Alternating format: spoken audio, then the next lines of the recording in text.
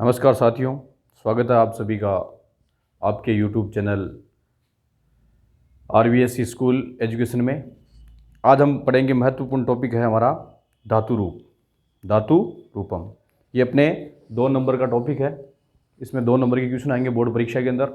और अब देखते हैं हम इसकी परिभाषा, यानी क्रिया का निर्माण जिससे होता है या उसके मूल रूप को हम संस्कृत में धातु कहते हैं, जिसे हम या पद या धातु भी कहते हैं।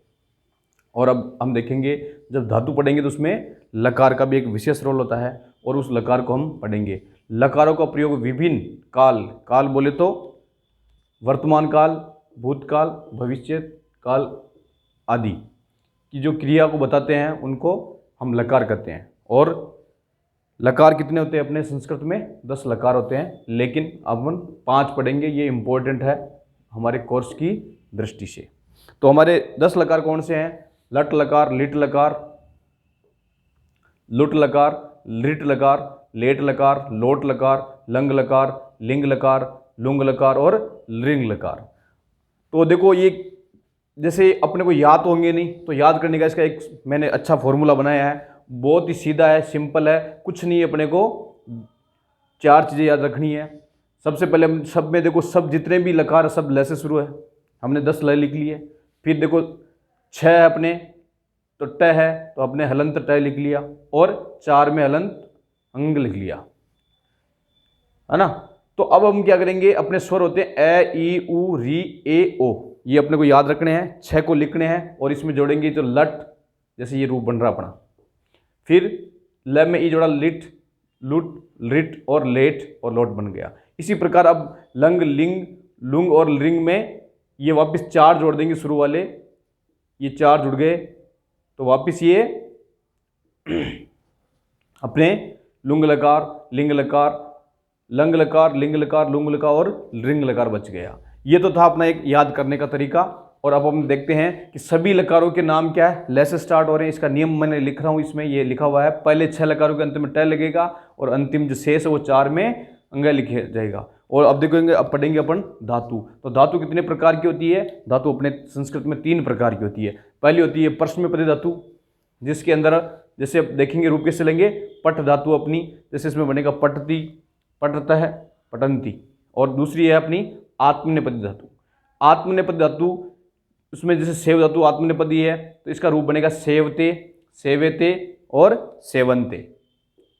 इसी प्रकार एक और होता है उभयपदी। उभयपद बोले नहीं, दोनों का, यानी परस्मैपदी और आत्मनेपदी, यानी कि दोनों पदों में चलती है ऐसी धातु है। वो धातु है पच धातु, जैसे पचती, पचता है, पचंती। और इसका आत्मनेपद चलेगा पचते, पचेते और पचंती। इसी प्रकार हम देखेंगे कि अपने संस्कृत के अंदर 10 गण होते हैं। कितने गण होते हैं? 10 गण होते हैं।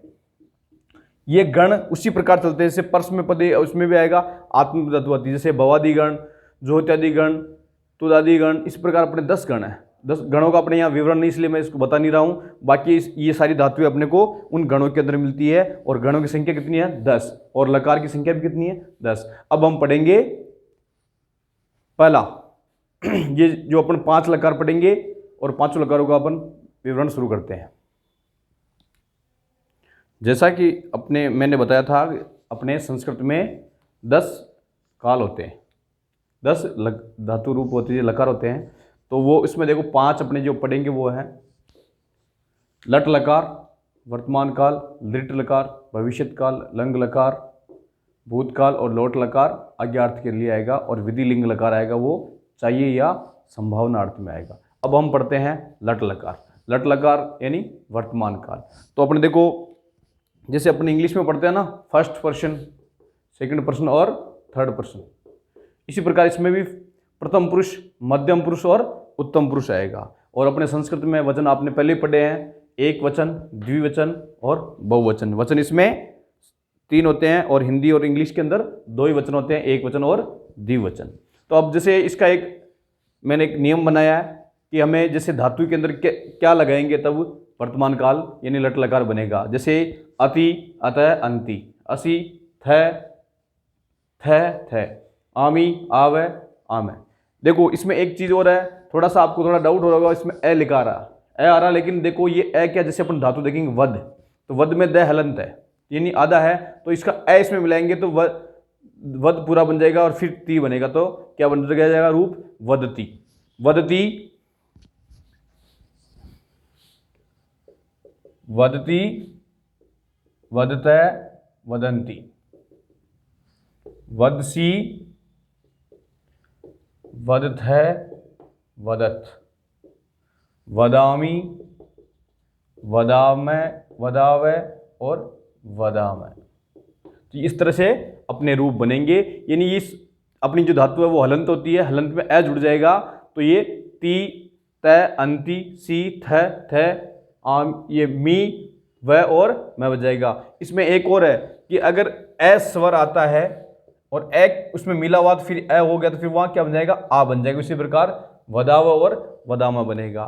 तो इसके देखो और भी कुछ रूप देखते हैं। देखो वद धातु का रूप बनाते समय स्वर मेल के कारण इसका हल का चिन्ह है वो हट जाएगा और उसमें ए मिलने से ये पूरा वद बन जाएगा। अब हम देखेंगे कुछ और धातु है, जैसे भू धातु है। भू का अर्थ होता है होना, तो इसके रूप बनेंगे, जैसे धातु रूप बनेंगे भवती, भवतः, भवंती। गच्छ, गम धातु है। गम धातु को गच्छ आदेश हो जाता है तो इसके रूप बनेंगे गच्छति, गच्छतः, गच्छन्ति। इच्छ धातु इच्छा अर्थ में होती है, इच्छति, इच्छतः, इच्छन्ति। भी धातु होती है वो डरने के अर्थ में होती है, उसको उसके क्या लग जाता है, पहले आगे बी लग जाता है, तो विवेति, विवेत, विवेंति। और पृच्छ धातु, पृच्छ धातु पूछने के अर्थ में आती है, और पृच्छति, पृच्छतः, पृच्छन्ति। लिख, लिखति, लिखतः, लिखन्ति। हन धातु, हन धातु मारने में है और इम्पोर्टेंट धातु है। अधिकतर आपको उदाहरण इसी धातु से देखने को मिले क्योंकि इसका रूप होता है वो थोड़ा चेंज होता है। हंति, हतः, गणन्ति। इसमें यहाँ गणन्ति है ये, है ना। तो इसमें इसका जो ये है सबसे अलग रूप इसी का इसी में मिलेगा अपने को, बाकी एक दो धातुओं में चेंज होता है। दूसरा है दा धातु। दा धातु को ददादेश हो जाता है और इसका देना अर्थ होता है ददाति, दत्त और ददती। देखो इसमें यहाँ ददती आता है, यहाँ पे न नहीं आता है, बाकी में आपको न मिलेगा, इसमें नहीं मिलेगा। ये भी एक इंपॉर्टेंट धातु है। नृत्य, नृत्य को नाचना होता है, नृत्यति, नृत्यत, नृत्यत और नृत्यंती। इसी प्रकार ये हमारे एक इंपॉर्टेंट चीजें हैं। अब हम देखेंगे अगला लकार। अब हम पढ़ेंगे लिट लकार। लिट लकार यानी भविष्य काल। भविष्य काल में जैसे वही आपका वही परफॉर्मर रहेगा, प्रथम पुरुष, मध्यम पुरुष, उत्तम पुरुष, एक वचन, द्विवचन और बहुवचन। इसी प्रकार हम देखेंगे इसमें श्यति, श्यत, श्यंति, श्यसि, श्यथ, श्यथ, श्यामी, श्याव और श्याम। लेकिन देखो इसमें एक चीज और ध्यान रखना अपने को, क्योंकि देखो इसमें सेठ धातु में से और अनिट धातु में इससे लगता है, यानी कि इसके अंदर ई का आगम हो जाएगा, जो धातु होगी उसके अंदर, और फिर उसके रूप अपने बढ़ेंगे। तो जैसे हमने लिखाया है कौन सा, गमिष्यति, गमिष्यति, गमिष्यतः, गमिष्यन्ति। इसी प्रकार गमिष्यसि, गमिष्यतः, गमिष्यत, गमिष्यामि, गमिष्याव, गमिष्याम। तो देखो इसमें ई का आगम होता है, इसलिए धातु में ई आ जाएगा। जैसे अपने पढ़ा था जैसे भू धातु बहु बनता है लेकिन भवी बना तो यहाँ इकारांत है, गमी, इची। इसी प्रकार सारे रूप देखेंगे। भू का भविष्यति, भविष्यत, भविष्यन्ति। गम का गमिष्यति, गमिष्यत, गमिष्यन्ति। यहाँ पर गच्छ आदेश नहीं होगा इसलिए गम के रूप में चलेंगे।